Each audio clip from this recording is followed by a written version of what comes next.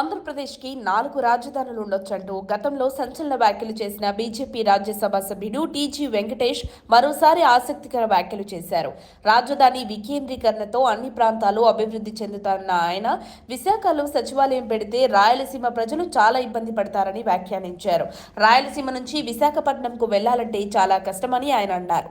గతంలో కర్నూలులో ఏర్పాటైన రాజధానిని హైదరాబాద్కు తరలించారని, హైదరాబాద్ నుంచి తరిమేసినట్లే ఉత్తరాంధ్ర ప్రజలు కూడా రాయలసీమ ప్రజలను తరిమేస్తారంటూ ఆయన సంచలన వ్యాఖ్యలు చేశారు.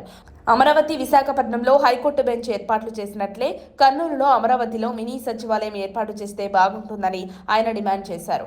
అంతేకాకుండా రెండు తెలుగు రాష్ట్రాల మధ్య అపరిష్కృతంగా ఉన్న సమస్యల పరిష్కారం దిశగా త్వరలో రేవంత్ రెడ్డి, చంద్రబాబు నాయుడు చొరవ తీసుకోవాలని, విభజన హామీల అమలు కోసం తెలంగాణ పొలిటికల్ పార్టీలు సహకరించాలని టీజీ వెంకటేష్ విజ్ఞప్తి చేశారు.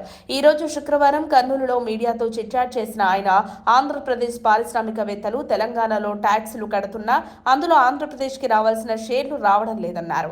ఈ విషయంలో ఏపీ ముఖ్యమంత్రి Chandrababu Naidu, deputy chief minister Pawan Kalyan చొరవ తీసుకుని విభజన హామీలు పరిష్కరించాలని కోరారు. ముఖ్యమైన ప్రాజెక్టులపై ఇరు రాష్ట్రాల ముఖ్యమంత్రులు దృష్టి సారించాలని సూచించారు. కర్నూలు జిల్లాలో ఎప్పటి నుంచో ఆగి ఉన్న గుండ్రేవుల ప్రాజెక్టు నిర్మాణాన్ని చంద్రబాబు, పవన్ కళ్యాణ్ ముందుకు తీసుకుపోవాలన్నారు. ఈ ప్రాజెక్టుకు తెలంగాణ ముఖ్యమంత్రి రేవంత్ రెడ్డి కూడా సానుకూలంగా ఉన్నారని చెప్పారు. ఈ ప్రాజెక్టు ద్వారా రెండు తెలుగు రాష్ట్రాల్లోని వెనుకబడిన ప్రాంతాలకు ఎంతో మేలు జరుగుతుందని టీజీ వెంకటేష్ తెలిపారు.